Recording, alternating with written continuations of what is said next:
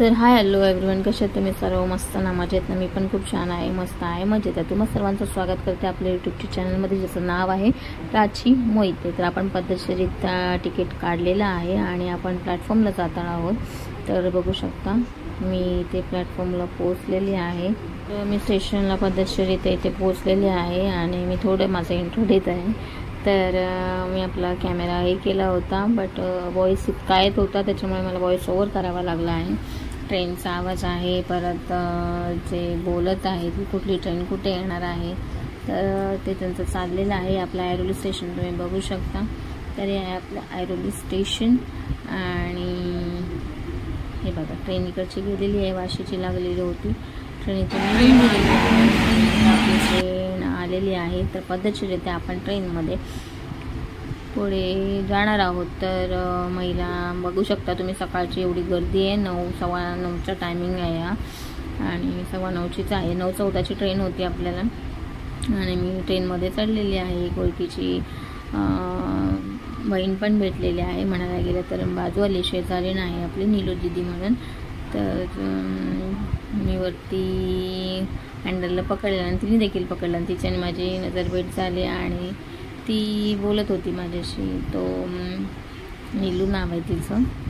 तर आपण ट्रेनमध्ये बघू शकता आता ठाणा स्टेशनवरून पण वरती आलेलो आहोत ब्रिजला, कारण की खाली मोबाईल पकडण्याची एवढी हीच नव्हती, कारण की इतकी गर्दी होती ट्रेनला की उतरताना देखील तेवढा. आणि हे तुम्ही बघू शकता पिंक कलरचा ड्रेसवाल्या जी स्त्री जात आहे, लेडीज जात आहे, त्यांनी बिचारीने पायजमा देखील उलटा घातलेला आहे, कारण की माणसांची महिलांची इतकी गर्दी असते, म्हणजे सकाळची एवढी धावपळ असते की त्यांना समजत नाही की काय आपण करतोय आणि काय नाही. तर असो चपाट आता आपल्याला ही कुर्ल्याची ट्रेन लागलेली आहे 1 नंबर प्लॅटफॉर्मवरून.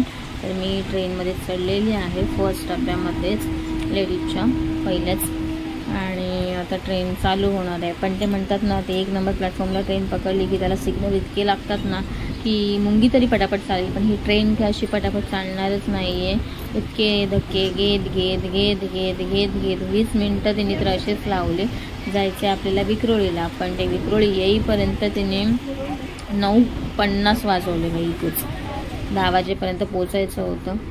आणि बघू शकता आणि पाठची महिला म्हणते अहो पुढे सरका आणि हे करा. तर इथे भांडुपलाच्या चढणारी जी गर्दी होती, रश होती ना, की विचारून सोयच नाही आहे. आणि ते किस्सा असा झालेला आहे की भांडुपला जी गर्दी आली आहे त्यानंतर मला मोबाईल काहीच करताच आला नाही.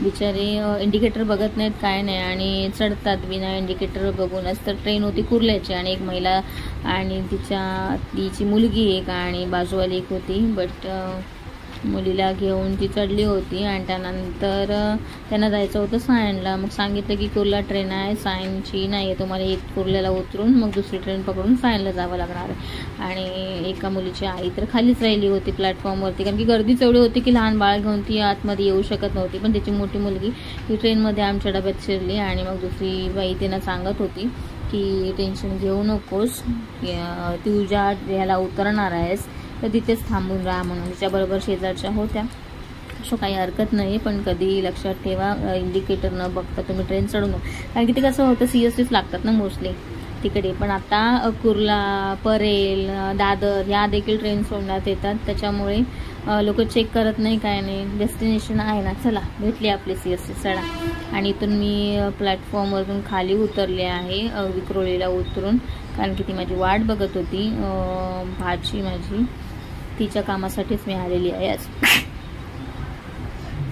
आणि तिने सांगितलं की मामी मी इथे उभी राहिले, तर मी शोधते तिला कुठे आहे म्हणून. ते एक्सेलेटरच्या बाजूलाच ती उभी होती, सो मी तेच शोधते कुठे आहे. तर ती रँडमली मला दिसली आणि आम्ही भेटलो एकत्र. आणि ते आहे ऑटोसाठी ही लाईन तुम्ही बघू शकता, इतकी लाईन आहे. प्रत्येक डिपार्टमेंटसाठी वेगवेगळी आहे, म्हणजे प्रत्येक ठिकाणी जायला.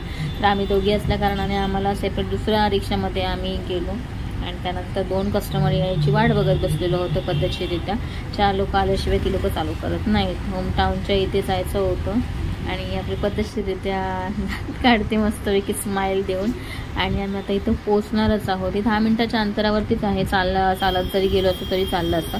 बट हे माझ्यासाठी पण नवीन होतं आणि तिच्यासाठी सुद्धा, कारण की तिला ट्रेनिंगसाठी इथे बोलवलं होतं सरांनी तिच्या. आणि मी तिच्याबरोबर जसं अशी गेली होते आणि ट्रेनिंगसाठी बोलवलं होतं. तर ही मला वाटलं IT पार्क आहे कंपनीचं जे हे दिलेलं आहे, ॲड्रेस दिलेला आहे. तर मी म्हटलं वाव इतकी छान आहे, 24/7 एम्बॅसी म्हणून तिथे IT पार्क आहे मोठं असं, IT सेक्शनच आहे, ती मोठी बिल्डिंग आहे. तर मला वाटलं तिथेच असेल म्हणून. नंतर बघितलं तर त्यानंतर दुसऱ्याच बिल्डिंगमध्ये त्याच्या ऑपोजिट साईडला डायमंड युनिटेक काहीतरी चांगलंच आहे, टेल म्हणून आहे हे.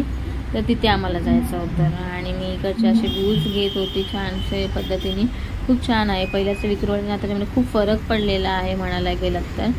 आणि अशा प्रकारे आम्ही विक्रोळी स्टेशनच्या बाहेर येऊन ऑटो पकडून आता आम्ही इथे उतरणार आहोत, टर्न घेणार आहोत. आणि इथेच बघू शकता किती मोठे मोठ्या बिल्डिंग्स आहेत, त्यात पार्क आहेत, खूप मोठे हे आहे. आणि 10 मिनिटाच्या अंतरावरती तर होतं ते, पण आम्हाला माहिती नसल्या कारणाने आम्ही रिक्षा केली होती आणि रिक्षावाले पण एकदम फास्टमध्ये नेत होता.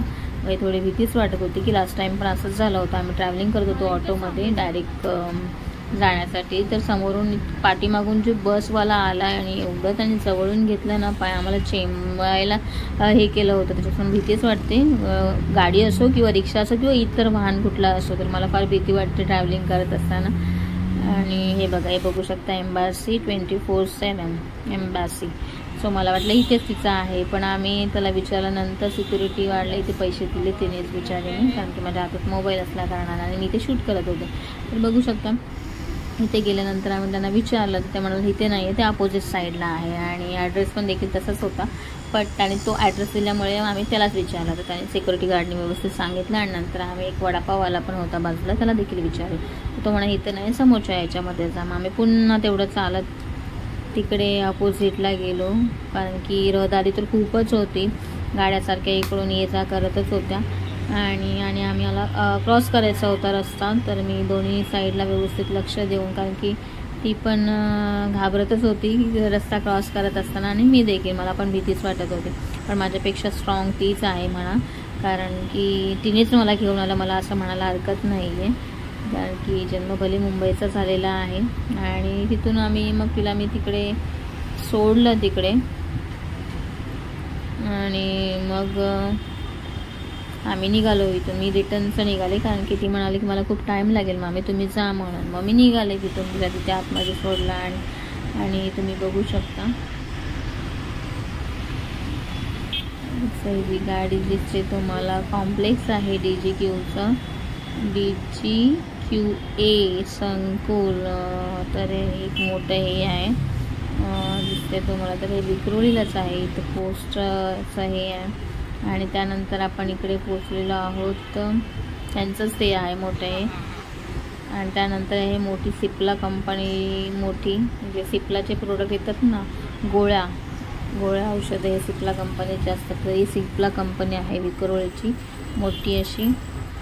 आणि त्यानंतर मी चालत विचारत कारण की सरळच होतं स्टेशन. आणि मी येताना ऑब्झर्वच करत होती रिक्षाने की मला कुठून कसं जायचं आहे. तर बघू शकता मी तर विक्रोळीच्यापर्यंत पोचलेली आहे. आता इथून आतमध्ये गेल्यानंतर स्टेशन लागणार आहे. हा रहदारीचा लोकल एरिया आहे आणि इथून सरळ गेल्यानंतर समोरच स्टेशन आहे. सो विक्रोळीला पुन्हा जाऊन पुन्हा ट्रेन पकडून आपल्याला आपल्या घरी जायचं आहे. सो चला, बघू शकता तुम्ही मी इथे पोचलेली आहे स्टेशनपर्यंत. आता स्टेशनमधून आत एंट्री करणार आहे मी. आणि ट्रेन आहे आपली कल्याण. सो कल्याण ट्रेनने आपण आता घरी जायला निघणार आहोत. तर कल्याण ट्रेन असो किंवा इकडून ठाण्याच्या पुढे जाणारी जे ट्रेन असते त्याला खूपच गर्दी असते आणि दादरपर्यंत एक गर्दी असते. ठाण्यावरून जी पकडतो आपण त्यावेळेस ते बसलेली आहे, आतमध्ये जाणारच आहे आणि ट्रेनमध्ये बसलेली आहे. ट्रेन आलेली आहे, कल्याणची ट्रेन लागलेली आहे. तर आता मी चढणार आहे कल्याणच्या ट्रेनमध्ये आणि त्यानंतर प्रवास झालेला आहे, कल्याण सोडलेला आहे आणि आपण आता पोहोचलेलो ठाण्याला. ठाण्यावरनं वाशीची ट्रेन लागलेली आहे आणि वाशी ट्रेनमध्ये आपण आता बसणार आहोत. चला भेटूया आपण नवीन व्हिडिओ.